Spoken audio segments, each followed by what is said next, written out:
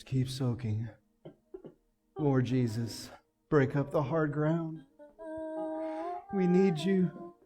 We need your judgment. We need your fire. Lord, pull it up. Bring the darkness out and expose it to the light. Lord, judge us. Judge us. Judge us free. Judge us.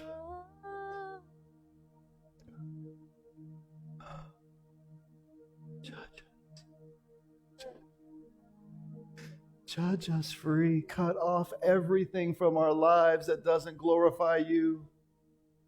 Remove from us, Lord, that which resists your love. Oh.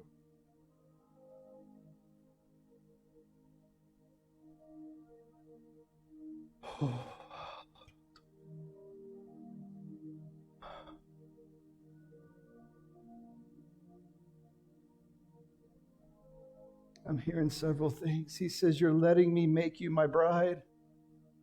You're purifying. You're letting my love purify you as my bride. He says, I clothe you in life. I clothe you in life. I clothe you in life. Resurrection power. Now receive.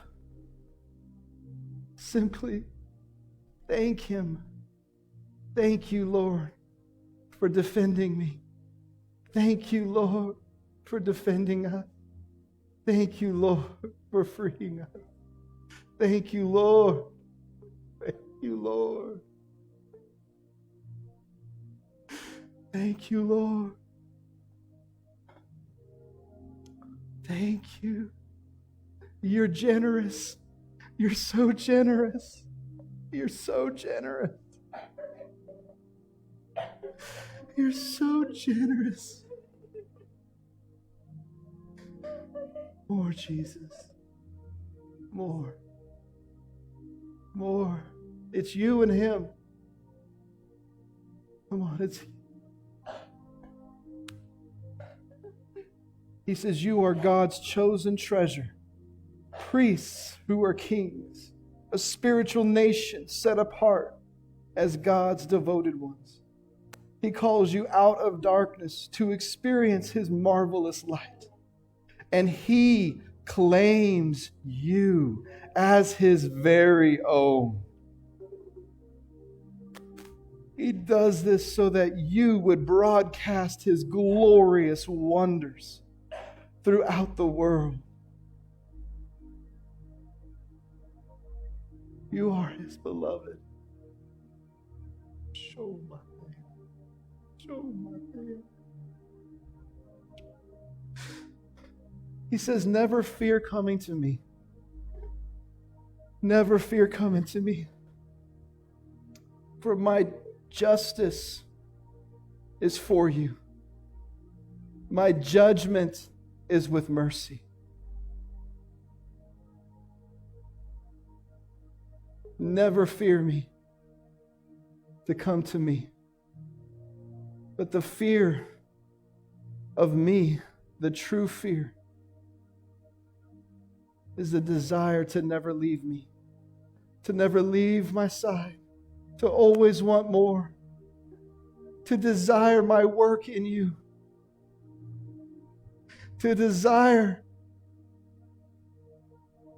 my shaping of your life.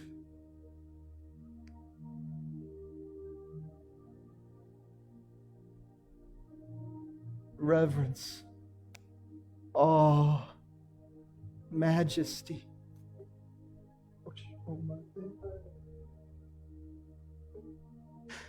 Reverence, awe of your majesty, Lord.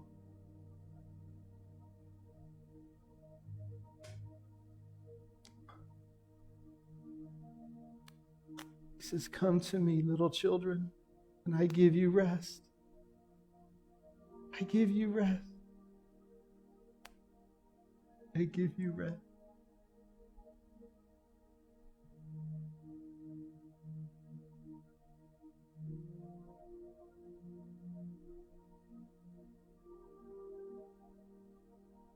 He says that my severity is for those who deny my love's desire for you.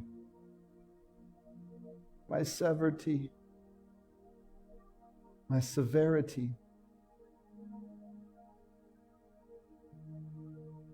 is for those who refuse my mercy.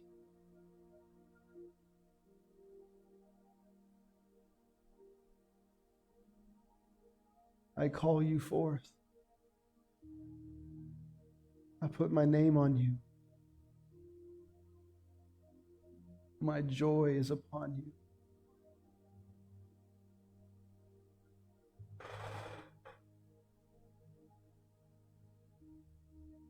Let me love you. Never take my love for granted.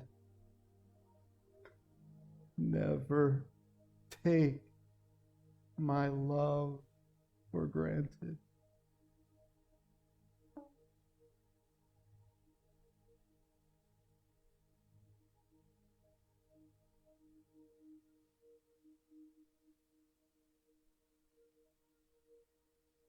Joel.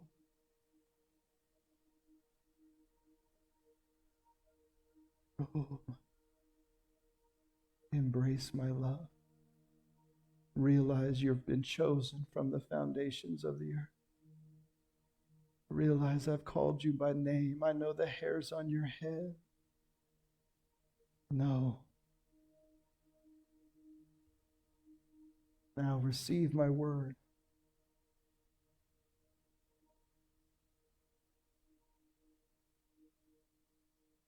My Spirit is washing my word in you, purifying you.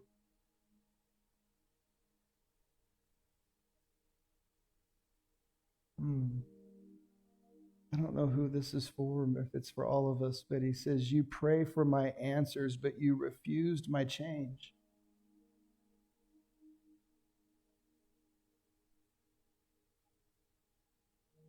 You ask, but you refuse to receive.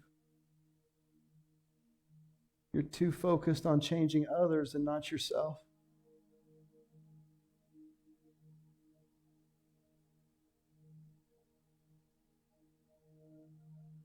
I hear him say, I change your life by changing you.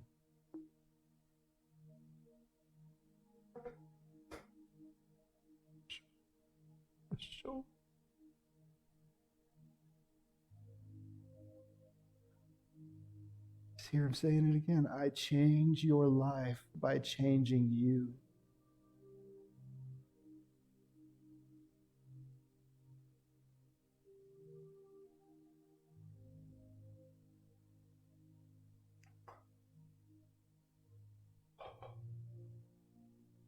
And today, Cross Life, Part 2, we're talking about how we're not orphan servants, but sons of royalty. Just continue to receive as I get into the word, for God has prepared our heart to receive this word. In Luke 15, the parable of the prodigal son. A certain man had 2 sons, and the younger of them said to his father, Father, give me the portion of goods that falls to me. So he divided to them his livelihood. And not many days after, the younger son gathered all together, journeyed to a far country, and there wasted his possessions with prodigal living. But when he had spent all, then arose a severe famine in the land, and he began to be in want. Then he went and journeyed himself to a citizen of that country, and he sent him into his fields to feed swine. And he would gladly have filled his stomach with the pods that the swine ate, and no one gave him anything. But when he came to himself, Lord, help us all speedily come to ourselves. He said, how many of my father's hired servants have bread enough to spare, and I perish with hunger? I will arise and go to my father, and I will say to him, Father, I have sinned against heaven and before you, and I am no longer worthy to be called your son. Make me one of your hired servants. And he arose and came to his father. But when he was still a great way off,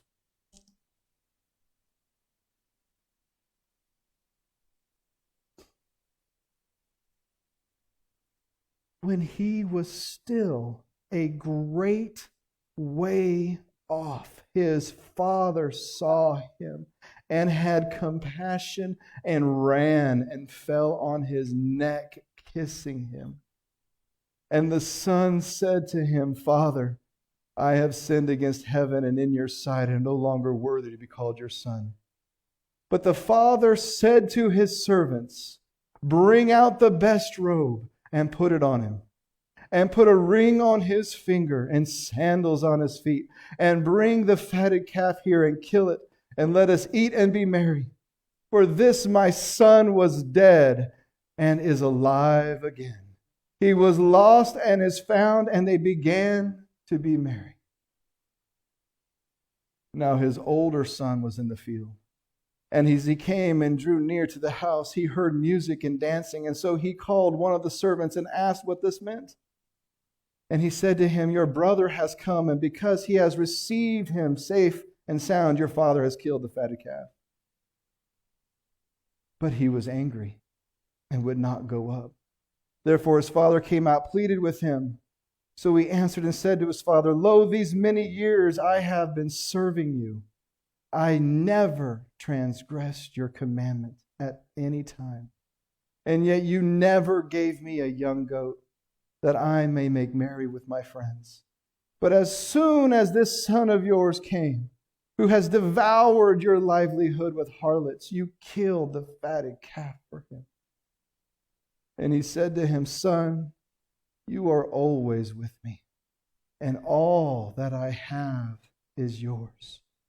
It was right that we should make merry and be glad, for your brother was dead and is alive again, and was lost and is found.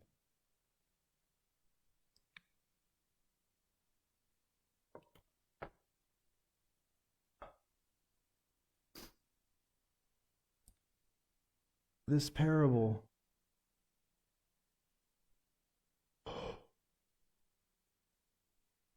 reveals the problems people face when they don't know the love of their Father. The first son, not knowing not only the love of his father, but not knowing the wisdom of his father, asked for his inheritance and went and spent it on ungodly living. You could just think of inheritance as the time you have to live on earth. Took the precious gift of breath and time we have on earth and wasted it in carnal living. Not knowing the desire of his father's heart for his life would have given him a far greater satisfaction, success, accomplishment, purpose, value for the life he lived. But yet he didn't know his father that way. And so he squandered his inheritance. But at the end, he came to himself, realizing that his father would probably have enough mercy in him to at least make him a servant. And so he went back. But yet the father shows his true nature, that as that child is still far off, the father goes for him, while the son is still far off. The father runs to him And the son coming to the father, fearing judgment, starts off with, I don't even want to be a son. I'll just be happy being a servant. Obviously, I'm paraphrasing. And the father doesn't even let him continue. Get my robe and put it on him.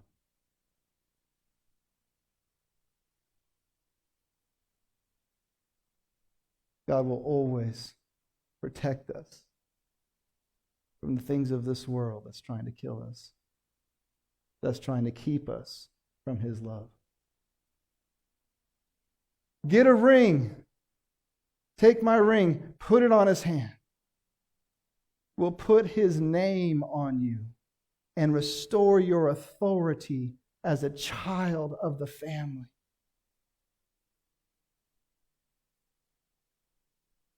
And we'll change the path that you take by taking sandals and putting them on your feet. That your path becomes what you were created for.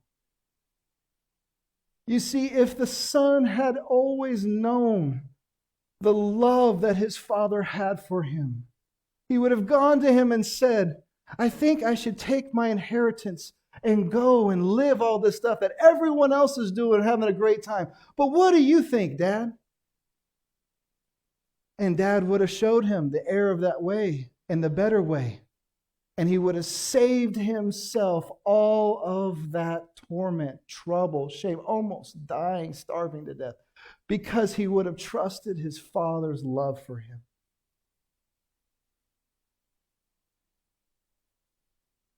His father did not determine that he was feeding swine. His lack of knowing the father's love did. His suffering was because he did not know how good his father was.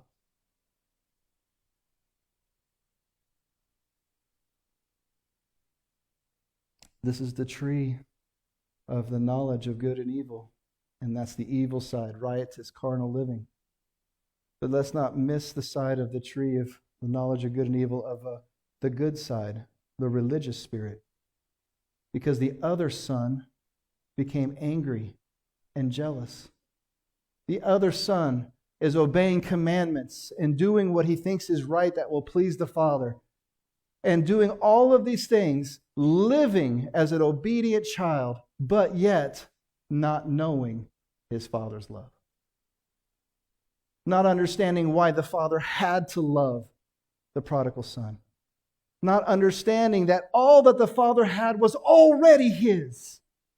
He didn't have to convince the Father to give it to him. He was waiting for the Father to give him a fatted calf, and the Father said, it's already yours. You see, the tree of the knowledge of good and evil, the good side is just as evil as the bad side, or just as bad as the evil side, because it still resists the love of God. It still hinders the Father's love and His ways for your life. And so, the tree of the knowledge of good and evil has two paths: carnal living and self-righteous living. But God invites us to the tree of life, where His love flows freely. You see, that other son got angry and got offended at the love of his father. At the love. Because all along he thought he had to prove himself. He thought that he had to earn his father's love. And so therefore, his brother didn't deserve it. But the Father says, you're not my children because how you work. You're not my children because how you perform. You're my children because my love created you. You're my children because I created you to be loved. I created you so that you would know me and I would know you, and that we would be one. Is that not the Word of God?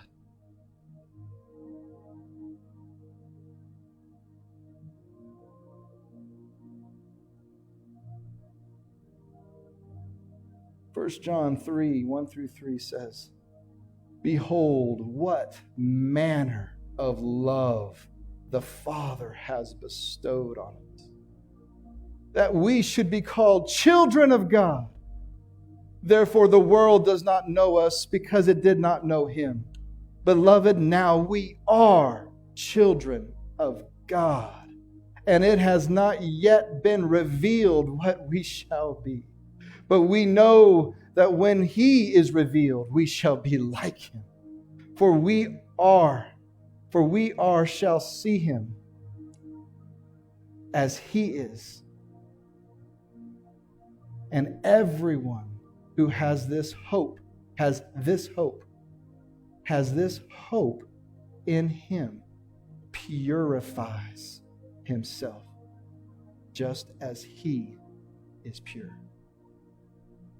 Only to the measure we have hope for his love that makes us his children will we be purified as his bride. Will we be delivered, healed, set apart, strengthened? Will we walk in the royalty we were created for? You see, God today, in the demonstration of spirit and power, has revealed both spiritually and through his word how we are no longer orphans to serve slaves unto a law, but we are children of God in the sonship of Jesus Christ, royal heirs of his inheritance, that the Father takes delight in purifying us by his love. And the cross reveals this love.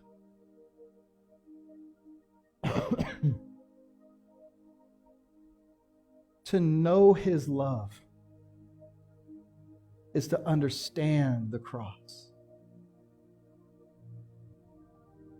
Because the only thing, or I should say the greatest thing, that hinders his love in our lives is our unwillingness to trust it. But when we trust his love, it casts out fear and the torment of it.